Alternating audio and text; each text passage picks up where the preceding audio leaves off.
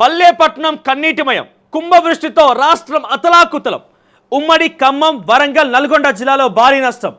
ఖమ్మం జిల్లాలో వరదలో చిక్కుకున్న 110 గ్రామాలు. 110 గ్రామాలంటే ఇక్కడ అంచనా వేయండి, 110 గ్రామాలు. యావరేజ్గా ఒక్కో గ్రామానికి మనం యావరేజ్గా 1000 మందిని వేసుకున్నా కూడా లక్షల జనం అక్కడ చిక్కున్నారు. ఖమ్మం జిల్లాలోనే లక్షల జనం చిక్కున్నారంటే ఇక రాష్ట్ర వ్యాప్తంగా పరిస్థితి ఈ మిగిలిన జిల్లాలు వరంగల్ కానివ్వండి, నల్గొండ కానివ్వండి, మహబూబాద్ కానివ్వండి, ఈ పరిసర ప్రాంతాల పరిస్థితిని అర్థం చేసుకోండి. సో ఈరోజు కూడా ఇంకా వర్షం ఉన్నది. యాదాద్రి భువనగిరి, మహబూబ్ నగర్, వికారాబాద్, సంగారెడ్డి, కామారెడ్డి, నిజామాబాద్, సిరిసిల్ల, ఆదిలాబాద్ ఈ ప్రాంతాలకు రెడ్ అలర్ట్ జారీ చేశారు అధికారులు. సో తక్షణమే మీరు జాగ్రత్తలు తీసుకోండి ఈ పరిసర ప్రాంతాల వారు. మరోసారి చెప్తున్నా, యాదాద్రి భువనగిరి జిల్లాలో భారీ వర్షాలు ఉండబోతున్నాయట, అతి భారీ వర్షాలు. మహబూబ్ నగర్లో కూడా అతి భారీ వర్షాలు ఉండే అవకాశం ఉన్నదట. వికారాబాద్, సంగారెడ్డిలో same as situation red alert జారీ చేశారు అధికారులు. ఇకపోతే ఆదిలాబాద్లో, కామారెడ్డి, సిరిసిల్ల, నిజామాబాద్ ఈ ప్రాంతాల్లో కూడా భారీ వర్షాలు, 40-50 కిలోమీటర్ల వేగంతో ఉన్నటువంటి ఆ భారీ వర్షాలు ఉండే అవకాశం ఉన్నదట. తక్షణమే మీరు అలర్ట్ కండి, మీకు ప్రమాదం పొంచుతున్న విషయాన్ని గమనించండి, తగు జాగ్రత్తలు తీసుకోండి. అధికారులు కూడా ఈ ప్రాంతాలకే ఎప్పటికప్పుడు పరిస్థితి సిచ్యువేషన్ని గమనిస్తూ వాగులు, వరదలు, నదులు ఏ రకంగా ఉప్పొంగుతున్నాయో పరిశీలించి వెంటనే అక్కడ సహాయక చర్యలు చేపట్టే రకంగానో లేకపోతే సురక్షిత ప్రాంతాలకు ప్రజలను తరలించేటువంటి ప్రయత్నమో చేయాల్సిన అవసరం అయితే ఉంటుంది. నిన్న హయ్యెస్ట్గా మహబూబాబాద్ జిల్లాలో 40 సెంటీమీటర్ల వర్షపాతం నమోదైంది. 40 సెంటీమీటర్ల వర్షపాతం. లీస్ట్గా చెన్నూరులో, మంచిర్యాల జిల్లా చెన్నూరులో 1 సెంటీమీటర్ వర్షపాతం నమోదైంది. 40 సెంటీమీటర్లు అంటే ఏకంగా ఏందది, మనం ఒక మోటార్ ఆన్ చేస్తే ఏ స్థాయిలో వర్షం వస్తాయి, నీళ్ళు వస్తాయి పైప్లో నుంచి, ఆ స్థాయిలో వర్షపాతం నమోదైనట్టు. చిన్న విషయం కాదు 40 సెంటీమీటర్లు అంటే. ఇక కుంభవృష్టితో రాష్ట్రం అతలాకుతలం. మహబూబాబాద్ జిల్లాలో 2 చోట్ల, సూర్యాపేట జిల్లాలో 1 చోట కోతకు గురైన రైల్వే ట్రాక్. నాగార్జున సాగర్ ఎడమ కాలువకు 3 చోట్ల గండిపడ్డదట. నాగార్జున సాగర్ ఎడమ కాలువకు 3 చోట్ల గండిపడ్డదట. ఇక భక్తరామ్ దాస్ పంప్ హౌస్ మునిగిపోయింది. పెదవాగు నూతన రింగ్ బండకు గండిపడ్డది. 17 మంది మృతి చెందినట్టు ఒక్కరోజే. 17 మంది మృతి చెంది 5గురికి పైగా గల్లంతయ్యారట. ఇక వర్షం విలయం సృష్టించింది. మిన్ను మన్ను ఏకమైనట్లుగా కుంభవృష్టి కురవడంతో రాష్ట్రంలో మిన్ను మన్ను, ఆకాశం నేల ఒకటైపోయినాయి.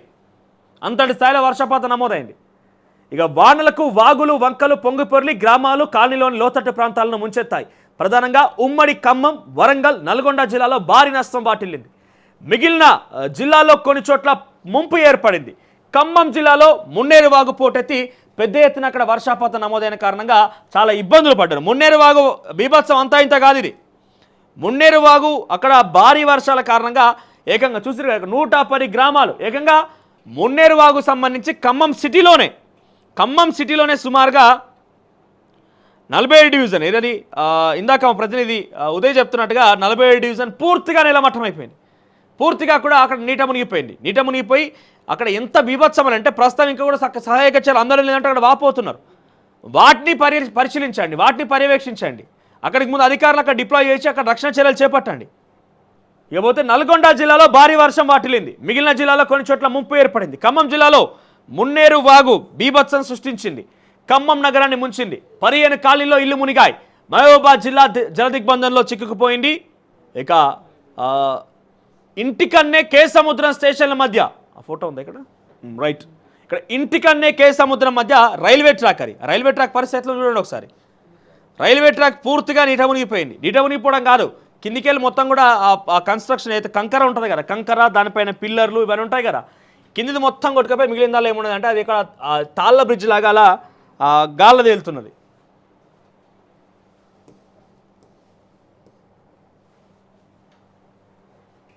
డీటెయిల్గా చూద్దాం. ఇక్కడ ఈ అమ్మాయి పేరు అశ్విని, సైంటిస్ట్ అంట. రాయ్పూర్లో ఒక మీటింగ్ ఉందని చెప్పి పోతుందంట. దారిలో పోతుంటే ఎక్కడది ఆకేరు వాగు పెద్ద ఎత్తున ఉప్పొంగి కారు మొత్తం అలా కొట్టుకపోయింది. 2 మరణించారు, తండ్రి కూతురు 2 మరణించారు.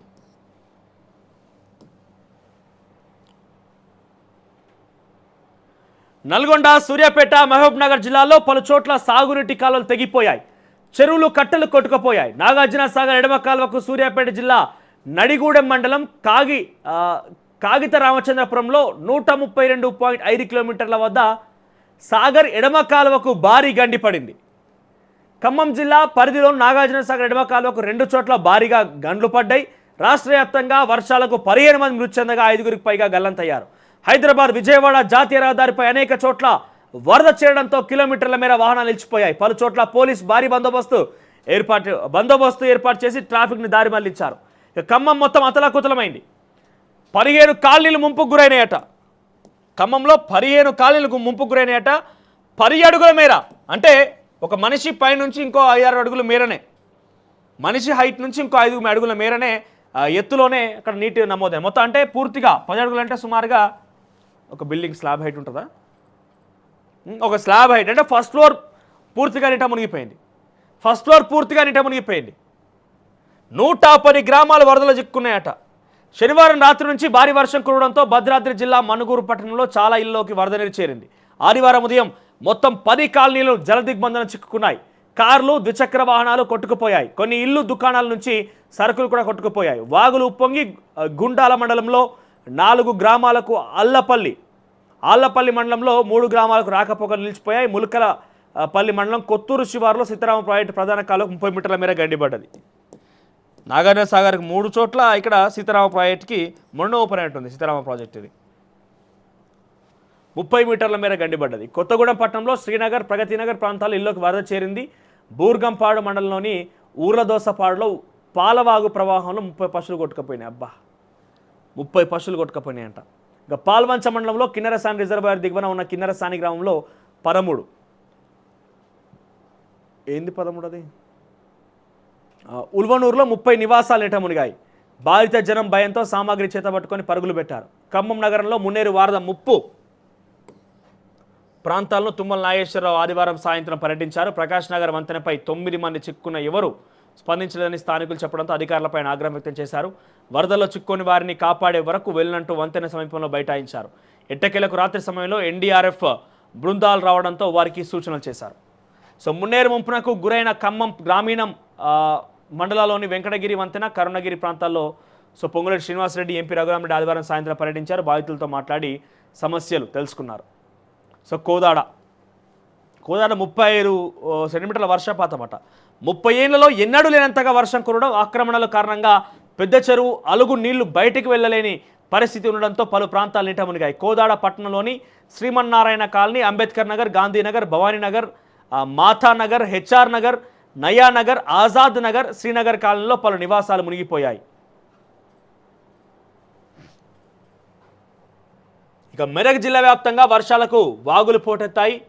రంగారెడ్డి జిల్లా, హైదరాబాద్, యాదాద్రి భువనగిరి జిల్లాలో కురిసిన వర్షాలకు ఈసా, మూసీ వాగులు ఉధృతంగా పెరిగింది. ఇక సిద్దిపేట జిల్లాలో భారీ వర్షాలకు బద్దిపడగా వాగు ఉధృతంగా సిద్దిపేట హుస్నాబాద్ మధ్య రహదారిపైకి వరద చేరింది. వాహనాలను దారి మళ్లించారు. చిన్న కోడూరు మండలం దర్గపల్లి, సికింద్లాపూర్ మధ్య రోడ్డుపై వరద ప్రవాహంతో రాకపోక నిలిచిపోయినాయట. ఇక ఉమ్మడి మహబూబ్నగర్ జిల్లాను భారీ వర్షాలు అతలాకుతలం చేశాయి. ఇక ఆర్టీసీ బస్సులకు వరద బ్రేకులు. ఇది రాష్ట్ర వ్యాప్తంగా ఆర్టీసీ ప్రయాణానికి భారీ వర్షాలు బ్రేకులు వేశాయి. ఇతర వాహనాల దారులు సైతం వరద నీటిలో నానా పాట్లు పడ్డారు. తెలుగు రాష్ట్రాల్లో కీలకమైన హైదరాబాద్, విజయవాడ మధ్య 65వ జాతీయ రహదారి వరదలో చిక్కుపోవడంతో బస్సులు సహా ఇతర వాహనాలకు నార్కట్పల్లి, నల్గొండ, మిర్యాలగూడ మార్గం వైపు దారి మళ్లిస్తున్నారు. వాగుల కారణంగా పలు చోట్ల బస్సులు వరదలో చిక్కున్నాయి. రాష్ట్ర వ్యాప్తంగా 218 రూట్లలో బస్సులు రాకపోకలు భారీ వర్షాల ప్రభావం చూపించాయి. ఇక ఆర్టీసీ బస్సులు సగటున రోజు 32 లక్షల కిలోమీటర్ల దూరం ప్రయాణిస్తాయి. భారీ వర్షాల కారణంగా నిన్న 20 నుంచి 22 లక్షలు మాత్రమే, అంటే సుమారుగా 12 లక్షల కిలోమీటర్లు తగ్గింది ఒక్కరోజే వర్షాల కారణంగా.